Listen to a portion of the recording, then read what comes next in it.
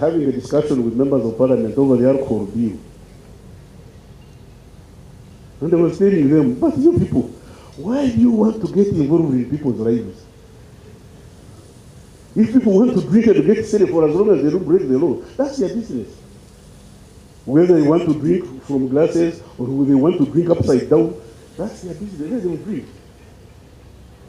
Let them drink. We've had peace and the fellows have been drinking. They have been enjoying their night life. When they make trouble, the police arrests them, they sleep in jail, they pay some little fine. The fine is not bad. That's part of the non-tax revenue. But let Mao drink his wine. Oh, that he must go at 10, and he must leave at this. Why?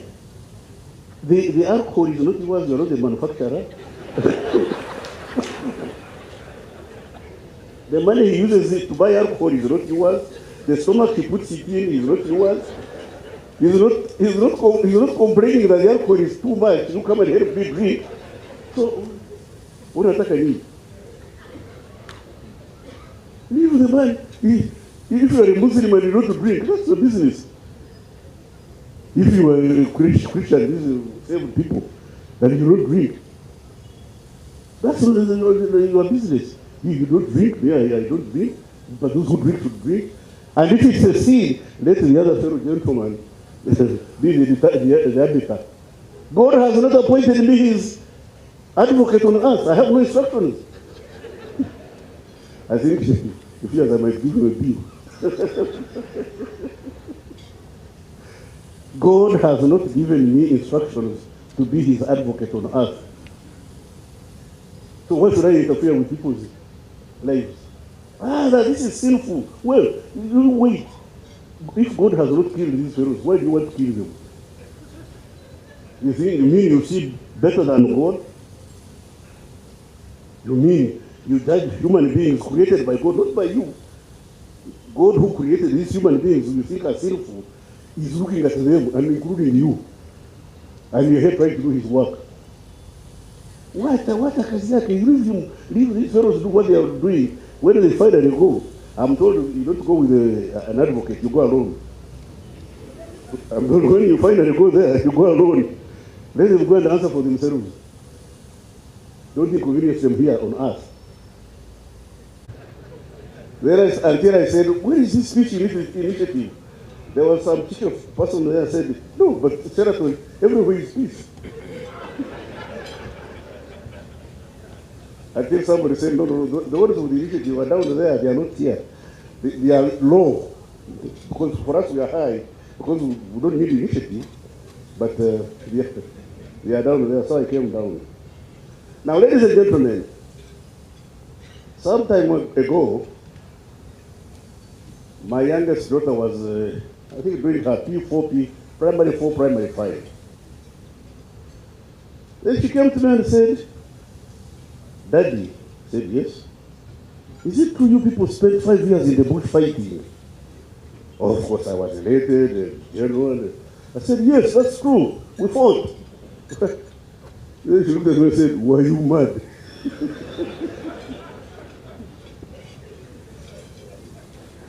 I said, why? He said, what is it that you are fighting about for 5 years that you couldn't sit down and discuss?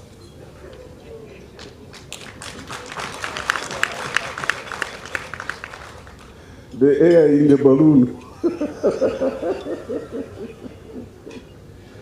So I said, there were lots of problems we had, For instance, the economy was bad, there was no sugar.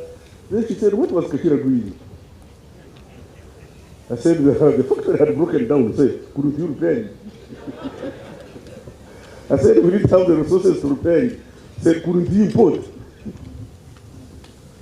Now I realize there was a generation problem. Our approach to peace and the current view of our young people are not in tandem, they are a tangent. When you tell our young people about what we went through, when you talk of colonialism, when you talk of the era of Milton Obote, the era of Idi Amin, you could as well talk about Jesus and Muhammad and Alexander the Great, distant references in the past with no relevance to the exigencies of today. Our challenges then and their challenges today are not concomitant. For us, we are talking about peace. Those of us in my age bracket, or slightly younger like the Maos, know what we mean, while we understand the absence of peace. The young people don't understand the absence of peace. For us, we've experienced extreme absence of peace, extreme violence. And ask me, because I participated in the violence. I've participated in the violence, I've been very violent, but I can assure you that being violent is not a garden of roses. And peace is not absence of war. The presence of peace is an environment where there is no anxiety. Where there is no anxiety. All of you should struggle to ensure that our people live a life free of anxiety. Anxiety, the fear of hunger, the fear of nakedness, the fear of lack of shelter, the fear of lack of justice, the fear of injustice. And my capacity to say what I want to say and get my peers to judge me. Let them listen to me and say this man is talking sense. Let them listen to me and say this bagger is talking rubbish. And make an educated choice about what I will say. Don't gag me. Don't prevent me from talking.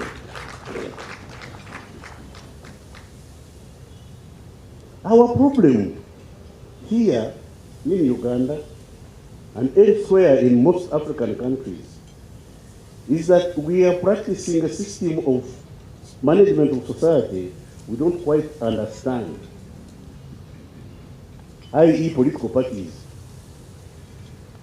When we came from the bush, I was against political parties. Because political parties represent interests. Go to the United States, the Republican Party is mainly the party of those who have money. If you're a poor man, what are you doing in the Republican Party? You don't belong. That's a party for billionaires, millionaires, and maybe if you have a few shillings, a few dollars in your pocket, you can belong. But if you are a pauper, what are you doing in the Republican Party? The Democratic Party used to be a party for the working class, but nowadays, I don't know. They seem to have lost. There has been a fusion of the different groups. So you can't tell the Democratic Party entirely from the Republican Party. It's now a question of ideas. It's no longer. But they are all interests. Like, for instance, I was listening to the campaigns. I was watching the campaigns. The languages they speak are different. The Republican Party is talking about waiving taxes for investors, for those who are rich, so that they can put more money in the economy and the economy grows bigger. The Democratic Party is talking about waiving taxes for the working class, so that the working class can expand. You can see these two represent two different class interests. What do our parties here in Uganda represent? A peasant DP, a peasant NRM, a peasant UPC, a peasant CP, a peasant, this other one, no. They are all peasants. They are all broke. They are all food. They are all hungry. They are all complaining. They are all complaining. And then they say, we belong to different political parties. What's the difference between this political party and the other political party other than ethnicity, religion, and other obnoxious conditions that determine your political party? Tell me, you of NUP, what's the difference between NUP? What is NUP's ideology as opposed to NRM's ideology, as opposed to DP ideology, as opposed to UPC? What are the fundamental differences?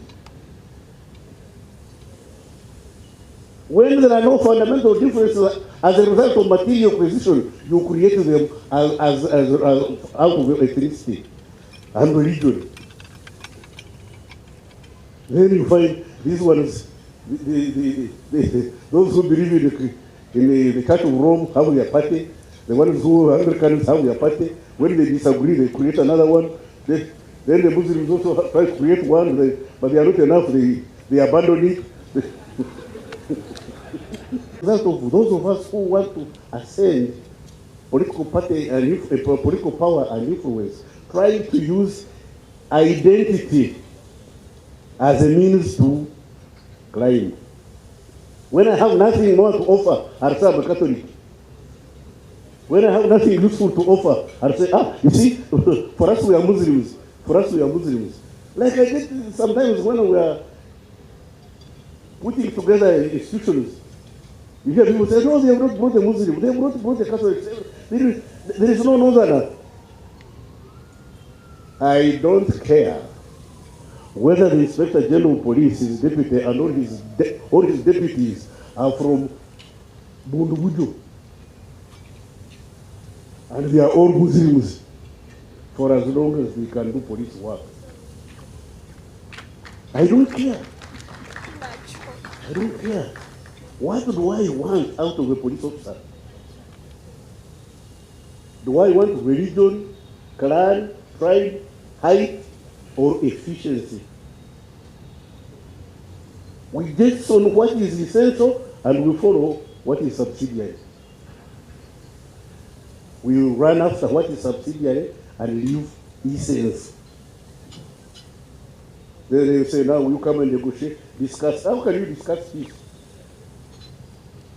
Peace is a given right. You can't discuss it. If you want to have peace, stop making trouble. If you want peace, stop making trouble. If you have to make trouble, make it for a reason that cannot be negotiated away or wished to you. You say, me, I'm going to fight because I'm in Uganda. So what do we do? You can't stop being in Uganda. How many of you were talk to a telephone God and ask him to make them born propaganda? Who can put up his hand and say, me, I chose to be a Muganda, or a Musoga, or a Naturi? Anyway, you are a Muganda, you are a Nasoga, you are a Musoga, you are a Naturi, you are a Munyankori. So what? So what? What can Wanyankori do, or Wasoga do, or Baganda do, or they are called outside Uganda? Can they go to the moon? Can Baganda go to the moon? Can Wanyankori go to the moon? Can the Muslims of Uganda go to the moon? The Americans go. The Americans go to the moon and come back. If I'm sure when things get bad, they are all going to migrate and leave us here. Having damaged the earth, they just take off.